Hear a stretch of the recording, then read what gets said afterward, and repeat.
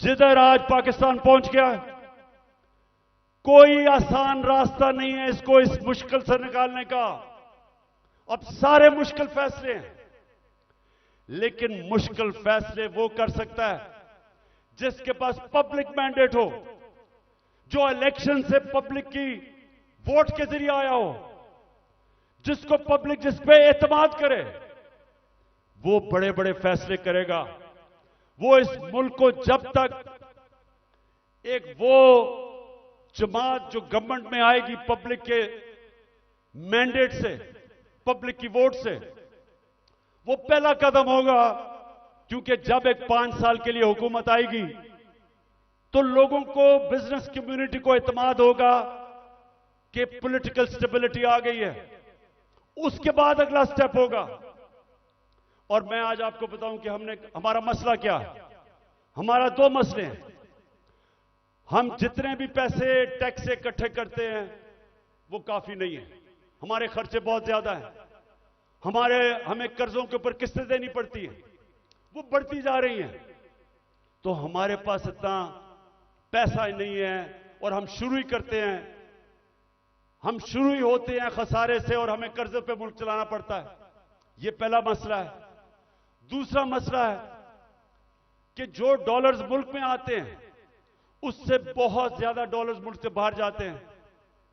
हमारे पास डॉलर की कमी है, जिसको करंट अकाउंट डेफिसिट कहते हैं। हमने कभी माजी में कोशिश ही नहीं की अपनी एक्सपोर्ट्स बढ़ाने की। जो भी मुल्क तरक्की किया है, ईस्ट एशिया, चाइना, सब ने अपनी एक्सपोर्ट्स बढ़ाई हैं।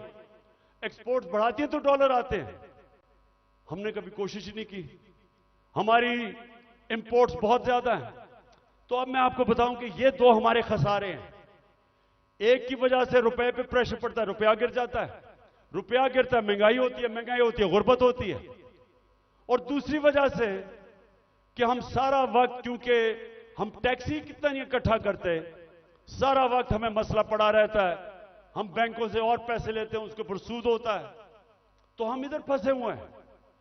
तो इसके लिए सबसे पहले पाकिस्तान के अंदर एक उस तरह की सर्जरी करनी पड़ेगी, मुल्क का गवर्नेंस सिस्टम ठीक करना पड़ेगा। उसके लिए रूल ऑफ लॉ लाना पड़ेगा, मुल्क की एनवायरनमेंट चेंज करनी पड़ेगी। जिस तरह हम गवर्नमेंट चलाते हैं बिल्कुल चेंज करना पड़ेगा। और जो हमने डॉलर मंगवाने हैं मुल्क के, जरा गौर से सुने, मैं आखिर में पहुंच रहा हूं। डॉलर कैसे आएंगे? एक्सपोर्ट्स बढ़ाने में तो टाइम लगेगा। एक तरीका है डॉलर लाने का, ये जरा गौर से सुन लें। और आज बैरूनी मुल्क पाकिस्तानी भी सुन रहे होंगे, मैं उनको भी बताना चाहता हूं कि देखिए, मैं बड़ी देर से एक ही बात कहता हूं कि सबसे बड़ा असासा पाकिस्तान का बैरूनी मुल्क पाकिस्तानी है।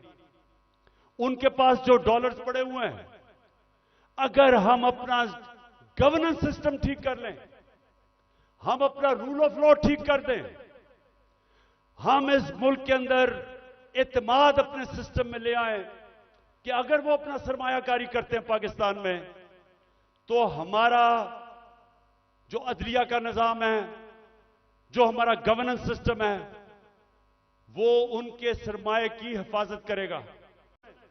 मैं आपको फिगर्स बताता हूं। 18,000 अमेरिका के अंदर पाकिस्तानी डॉक्टर्स हैं। फिर से सुन लें, पाकिस्तानी अमेरिकन डॉक्टर्स अमेरिका में 18,000 हैं। आपको पता है कि उनकी टोटल वेल्थ कितनी है? 18,000 पाकिस्तानियों की वर्थ कितनी है? 200 अरब डॉलर। 200 अरब डॉलर। जो IMF के पास हम घुटनों के ऊपर हैं, हम 6 अरब डॉलर मांग रहे हैं। 200 अरब डॉलर 18,000 पाकिस्तानी अमेरिकन के हैं। हमारे जो 10 पाकिस्तानी अमेरिकन टॉप बिजनेसमैन हैं, सिर्फ 10, आपको पता है उनके पास उनकी वर्थ क्या है? 25 अरब डॉलर। 25 अरब डॉलर। तो 6 अरब डॉलर के पीछे हम आज आईएमएफ के पीछे हैं। आपको पता है कि इस मुल्क से सिर्फ दुबई में, यह ब्लूमबर्ग की रिपोर्ट है कि इस मुल्क से सिर्फ दुबई में चंद सालों में पाकिस्तानियों ने कितनी प्रॉपर्टी ली है? 10.4 अरब डॉलर। यह ब्लूमबर्ग की रिपोर्ट है। तो पाकिस्तानी अमीर हैं, मुल्क गरीब है, और इसके लिए हमने वो सिस्टम बनाना है। जब तक वो माहौल नहीं बनेगा जिसको एनेबलिंग एनवायरनमेंट कहते हैं, हम इनका पैसा नहीं ला सकते। ये अभी तक सिर्फ प्रॉपर्टी में पैसा लेते हैं, प्लॉट्स लेते हैं, लेकिन जब तक वो सरमायाकारी पाकिस्तान में नहीं करेंगे, हम इसी तरह ही घुटनों के ऊपर रहेंगे। जिस वक्त हमने अपना सिस्टम ठीक कर लिया, उन्होंने सरमायाकारी शुरू कर दी पाकिस्तान में, आप यकीन करें कि वो उनको देखते हुए सारी दुनिया से सरमायाकारी आएगा यहां। जो चाइना कैसे ऊपर गया? चाइना ने सबसे पहले अपना सिस्टम ठीक किया, उसके बाद जो बैरून मुल्क चाइनीज थे वो वापस आए, उन्होंने सरमायाकारी की। जब सरमायाकारी शुरू हुई तो वो इस तरह है कि जिस तरह शहद के ऊपर मक्खियां आती हैं, सारी दुनिया से सरमायाकार आ गया। 30 साल में चाइना किधर का किधर पहुंच गया, क्योंकि उधर लीडरशिप समझी कि जब तक हम अपने मुल्क का जो सरमायाकारी का माहौल है वो ठीक नहीं करेंगे तो सरमायाकारी नहीं आने लगी। तो पाकिस्तान में तो सरमायाकारी आती नहीं है, क्योंकि प्लॉट बेचारा ओवरसीज पाकिस्तानी लेता है, उसमें भी कब्जा हो जाता है। वो कौन फैक्ट्रियां लगाएगा यहां? तो ये मैं सबसे पहले कि हमने ओवरसीज का पाकिस्तानियों का पैसा लेना, एक प्लान बनाया हुआ है हमने, कैसे उनकी इन्वेस्टमेंट लेके आनी है। तो ये पूरा एक प्लान बनेगा कि कैसे गवर्नेंस सिस्टम ठीक करनी है। 3.5 साल में हमें पड़ी, शुरू में तो हमें समझ ही नहीं थे कि क्या हालात है। तो इंशाल्लाह एक तो वो पहले, फिर दूसरा, हमने पाकिस्तान के अंदर लॉन्ग टर्म, मिडिल और लॉन्ग टर्म प्लानिंग, एक्सपोर्ट्स, एक पूरा मुल्क को लगाएंगे एक्सपोर्ट्स के ऊपर। एक्सपोर्टर्स को वीआईपी बनाएंगे। जो मुल्क में चीजें बेच के डॉलर लेके आएगा उनके लिए सहूलतें देंगे। हमने दी थी, और इसकी वजह से हमारी रिकॉर्ड एक्सपोर्ट्स थी जब हमारी गवर्नमेंट गिराई गई है। तो फिर एक्सपोर्टर्स को जब तक आप उनको वीआईपीज नहीं बनाएंगे, जिस तरह ईस्ट एशिया में बनाया था, जिस तरह इंडोनेशिया, मलेशिया, ये चाइना ने जब तक नहीं किया, एक्सपोर्ट्स नहीं बढ़ेंगी। हम तवज्जो नहीं दी कभी उसके ऊपर।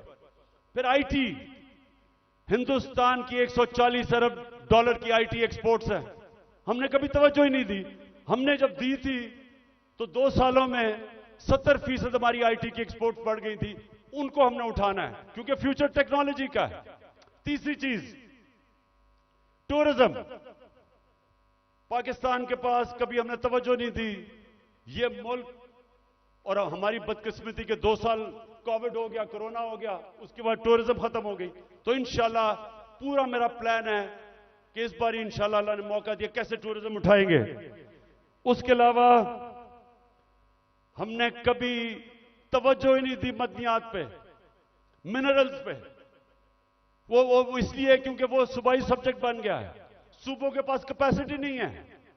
तो इस वक्त पूरा जोर लगाएंगे कि कैसे हमने पाकिस्तान के, और यहां बहुत अल्लाह ने नेमतें बख्शी हैं मदनियात में, लेकिन हमने तवज्जो नहीं दी, उससे भी हम डॉलर पाकिस्तान में आ सकते हैं।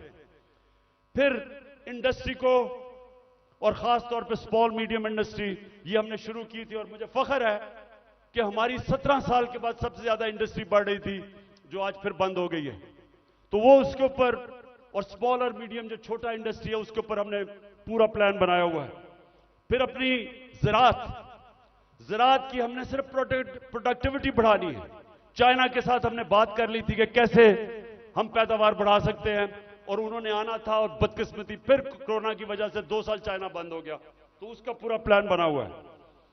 फिर जो बड़े बड़े पीआईए, रेलवे, गवर्नमेंट कॉरपोरेशन, ये सबसे ज्यादा नुकसान करती हैं पाकिस्तान में। जो हमारा जो पैसा आवाम पे खर्च होना चाहिए वो नुकसान पे चला जाता है। इनको रीस्ट्रक्चर करना है। ये भी हम आखिर में बना था, लेकिन हमारी गवर्नमेंट चलेगी, इसका पूरा प्लान है।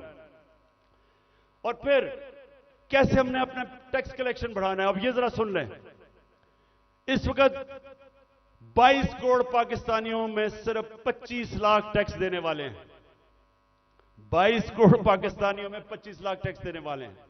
हमने नादरा के साथ मिलकर आइडेंटिफाई किए 4 करोड़ टैक्स देने वाले। उनके हमने टेक्नोलॉजी का इस्तेमाल करके हमने पता चलवाया कि इतने ज्यादा टैक्स पेयर हैं जो पैसे नहीं देते। उनके लिए ये मैं अब आखिर में आ रहा हूं, उसके लिए हमने पूरा प्लान बनाया हुआ था, लेकिन फिर हमारी गवर्नमेंट चली गई।